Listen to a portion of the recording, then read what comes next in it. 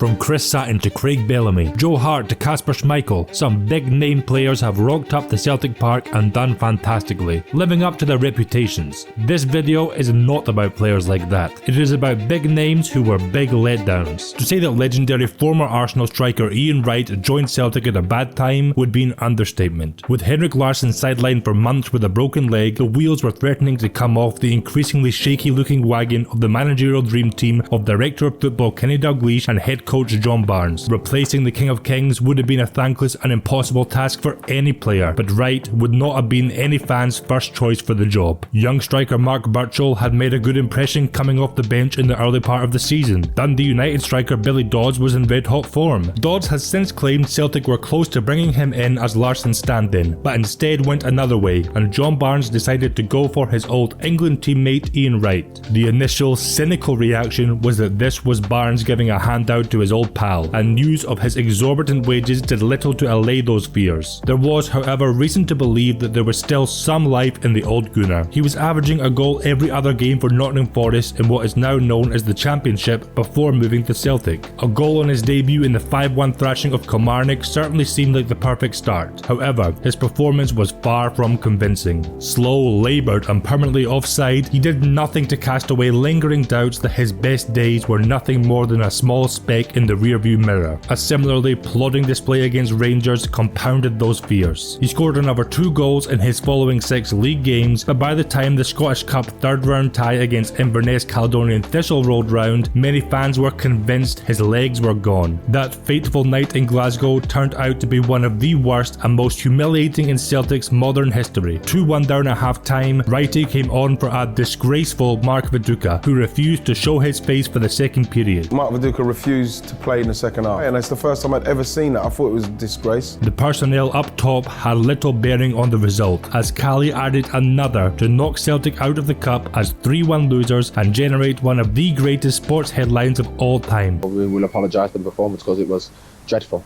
It was dreadful. Very disappointing. We've gone out of the cup. It was to be the final straw for Barnes, and he was sacked 2 days later. Some angry fans targeted Wright and Reggie Blinker in the fallout from the Scottish Cup debacle. As Wright said at the time, "I felt I was caught up in a war crisis in Kosovo, not involved in a football result that wrecked John Barnes' career as Celtic manager." Some so-called fans, a few morons who know nothing better, covered my car in spit. They were shouting obscenities at myself and Reggie Blinker. They were screaming at me to get back to London, to clear off out of the place, and that I didn't deserve to wear their colours. It was Stone Age stuff from reptiles. Ian Wright pretty much followed Barnes out of the door and ended his career at Burnley. Not many fans have positive memories of Ian Wright at Celtic. Those comments, along with the fact that he was given special dispensation to train infrequently due to commitments to appear on the telly down in London, and rumours of him bragging about his astronomical wages to opposing players while on the pitch, led many to believe he was a big-time Charlie, only up in Scotland for a laugh and a payday. Perhaps the only positive memory of his time at Celtic is his brilliant celebration against Aberdeen. The cynic in me says that Juninho was only signed in an attempt to distract fans from the fact that they had just lost the greatest player of the modern era to pull on the hoops, Henrik Larsson, the King of Kings. The fact Juninho was given the legendary number 7 jersey vacated by Henrik lends credence to that theory. The diminutive Brazilian playmaker was a World Cup winner with the Seleção and had obtained near godlike status across 3 spells at Middlesbrough. Hopes were high he could sprinkle a dash of Brazilian flair and a splash of samba sparkle over Scotland. An excellent debut in the Old Firm derby victory over Rangers only heightened the excitement. That, however, was as good as it got for Juninho at Celtic. Sure, there was a nice performance against Hibs where he notched 2 assists and his only goal for the club against Hart, but in many of his 19 appearances he was a passenger, and it wasn't long until Martin O'Neill dropped him to the bench and then from the squad entirely. The issue was O'Neill's 4-4-2 system and where Juninho fit into it. More often than not, that was out wide. At the age of 31, Juninho was much better through the middle as a 10, as the player himself later revealed. "When I was at Celtic, I had a problem with Martin O'Neill. I was playing my best, but he wanted me to play wide on the left. That was not my position. I said to him, 'You know the way that I play. Why would you bring me here to play wide? You should tell me before I signed, not now.' The good managers have to identify where their players can produce their best, and then put him in the right position. That was my complaint pint against O'Neill. After his 7-month stint in Glasgow, Juninho returned to Brazil. I don't think there is much ill will from Celtic fans towards the little Brazilian and his time here. Perhaps just some regret that an obviously vastly talented creative force couldn't have shown more. Putting aside the seemingly endless hilarious tales of his dressing room hijinks and training ground capers which have made him something of a mythical figure at Celtic, on the pitch Thomas the Mad Dog Gravesen was not up to much for the majority of his time in Scotland. Yes, there were his 2 goals against Rangers and brilliant hat-trick against St Mirren where he single-handedly dragged an out-of-sorts Celtic to victory, but moments and performances like that were few and far between. After being supremely impressive and establishing himself as one of the best players at Goodison Park in 4.5 seasons at Everton, Gravesen had earned himself a shock move of a lifetime to Real Madrid's Galacticos. There he found himself in and out of the first team and was splashed across the back pages due to an infamous training ground bust-up with Robinho. He joined Celtic for £2 million in August 2006, one of the most high-profile and glamorous signings in recent memory. Apparent Galactico Gravesen did not live up to his billing, frequently butting heads with strict disciplinarian Gordon Strachan and showing astonishingly poor tactical discipline for a player who had turned out at the highest levels, and for one of the biggest clubs in the world, he eventually fell out of favour. Despite many of his old teammates waxing lyrical about the seemingly spectacular things he could do in training, following basic instructions and sticking to the plan on match days was often a step too far, and he either looked lost or ran about like a headless chicken. He made 28 appearances in total, and it's hard to look at his time in the hoops as anything other than a big disappointment. A key player in Arsenal's 03-04 invincible season, Freddie Ljungberg was 33 by the time he rocked up at Celtic. Following 18 months in America playing with first the Seattle Sounders and then Chicago Fire, the perception amongst the media was that the Swede was something of a spent force when he pulled up at Celtic for a 1-week trial in December 2010. After impressing manager Neil Lennon and sailing through his medical, his signing was announced, joining on a 6-month contract and being handed his compatriot's old number 7 shirt. Despite being top of the league when Ljungberg arrived, Lennon's Celtic had their fair share of critics, and the manager had to defend accusations that the transfer was nothing more than a cheap gimmick before a crucial Old Firm derby, saying, "I don't want Freddie signing to sound as if it smacks of desperation, because it doesn't." Sickness kept him out of the Rangers game, but Ljungberg made his debut a week later in the Scottish Cup against Berwick Rangers, where he did not have a great game. The idea behind bringing Ljungberg in was to provide some cover in the midfield, while Ki Sung-young and Chadu Ri were away at the Asian Cup.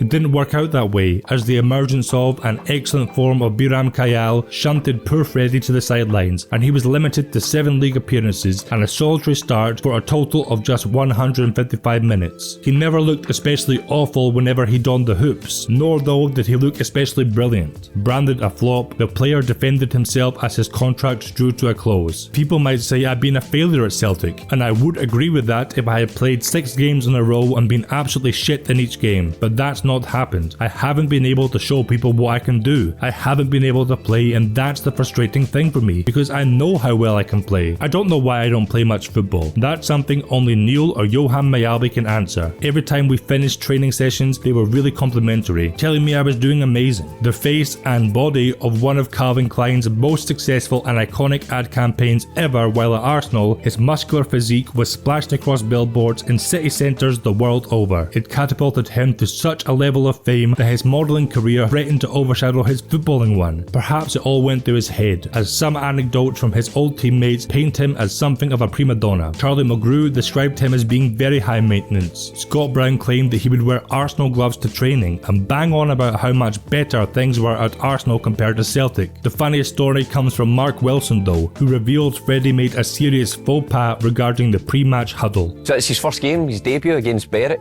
in the Cup, Scottish Cup, and Mick's the captain. So this is Freddie Ljungberg? This is Freddie Ljungberg. So Mick's giving the speech in the huddle and, come on boys, and it's like a cold February and it's fucking frozen. And Mick goes to break the huddle and Freddie says, can I just say something? And we all look at him going, this can't be real.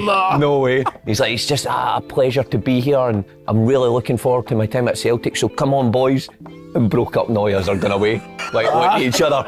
laughing, going, what just happened there? They had a fucking shocker. Brighton's 2018-19 Player of the Season and an experienced international captain with over 30 caps for the Republic of Ireland, Duffy had made a name for himself as a commanding and powerful centre-back who was strong in the air and positionally aware. Great for putting in a goal-stopping block and adept at making interceptions. A leader and a warrior, he was renowned for his great physical presence. Duffy showed absolutely none of that while at Celtic. Having somewhat fallen by the wayside at Brighton, the 28-year-old Duffy joined Celtic on a year-long loan on 2nd of September 2020. It was expected that he would add some stability and Premier League know-how to a defence that had already proved itself to be a bit shaky, conceding 2 goals against Ferencváros to crash out of the Champions League qualifiers. And Duffy got off to a flying start. He scored in each of his first 2 league matches for the club and helped them add a further 6 wins to the 4-match unbeaten run they were already on before he arrived. Things quickly went to shit though, after a shaky performance against AC Milan in the Europa League, for which he was absolutely panned by the Italian press. All confidence and composure departed Duffy. He didn't cover himself in glory for either of Rangers' goals in a damaging 2-0 defeat, and was then culpable for Aberdeen's second in a 3-3 draw a week later. Slow, clunky and positionally poor. If he did not know that he had played over 100 Premier League games, the suggestion that he was a trusted campaigner in England's top flight would have been laughable. He was heavily criticised in the press. Rumours were flying that his loan would be cut short. He also had to deal with some horrendous online abuse, all while he was struggling with things in his personal life. He was eventually dropped for the final third of the season, by which point Celtic had thrown away their 10-in-a-row hopes as Rangers romped to the title. It can't be said that Duffy did not try his best while at Celtic. He simply never seemed to get to grips with the league at all, and the word that most fans use when bringing him up is bomb scare. The name Tony Cascarino might not mean much to most football fans nowadays, but Celtic broke their transfer record and splashed out £1.1 million to bring him to Parkhead from Aston Villa, only a year after the villains had broken their own transfer record, paying Millwall the same amount. The tall striker abjectly failed to live up to his price tag in Scotland. It took him 2 months to score his first goal against Hart, a sitter that he nearly contrived to miss, which just about summed up his goal-getting abilities. One of the measly 4 he scored for the Hoops did come against Rangers, but that wasn't enough to outweigh how poor he was. Celtic manager Liam Brady, Cascarino's friend and former agent, even called him crap at half-time of an eventual 5-1 hammering at the hands of European giants Newcastle Zamaz. After that game, coach Neil Mockin apparently asked Tony, "Can you make chips, son, because you can't play football?" Names don't get much bigger than Manchester United's inspirational captain Roy Keane. I did not add him to the main list because Roy Keane's struggles at Celtic were mainly with his own body and his own mind. Leaving Man United under a cloud following a bust-up with management, Keane allegedly rejected offers from Real Madrid and Bayern Munich to join Celtic, overcoming a nightmare start where he was largely anonymous in the shock 2-1 loss to Clyde in his debut. He was very solid in his 13 appearances for Celtic. The undoubted highlight was a man-of-the-match performance against Rangers, where he put on a clinic in how to boss the midfield alongside Neil Lennon. However, he was in constant pain and forever doubting his decision to keep playing after United, as he would reveal in his biography. "My hip was fucking screaming from the warm-up in the first training session. Not aching, screaming. I couldn't budge. I thought to myself, you should have retired. You should have packed it in." Sometimes you have to be courageous enough to say no. No is the sentence. Less than a year ago, I'd been in the Highbury tunnel, imposing myself on the game before it started. Now I was lying on a hotel bed, wondering if I could get through training. Stefan Honshaw had been a hero of Liverpool's historic treble of cups of 2001. He wasn't ever present alongside Sami Hyypiä as they won the League Cup, FA Cup and UEFA Cup. In the 04-05 season, Rafa Benitez tried utility man Jamie Carragher as centre-back and was delighted with the results, so Henshaw lost his place in the starting 11 and joined Celtic on a 6-month loan in January. He failed to displace either Bobo Baldi or Stan Varga at the heart of the Celtic defence, making just 6 appearances, only 2 of which were starts. Fans were flabbergasted that this man had racked up over 200 appearances for Liverpool. Perhaps the injury-riddled 2 seasons he had just endured at Anfield before heading north had ruined him, but the man was painfully slow and looked as if he was permanently running through a concoction of porridge, treacle and cement. By joining Celtic on loan, Honshaw missed out on the chance to add the Champions League winners medal to his cabinet, something he later admitted was the biggest regret of his career. And finally, a shout out to a trio of midfielders signed by Gordon Strachan. Although they certainly aren't the biggest names in football these days, they all signed from big clubs and saw big things things were expected of them at Celtic. Juri Jarosik joined for £2 million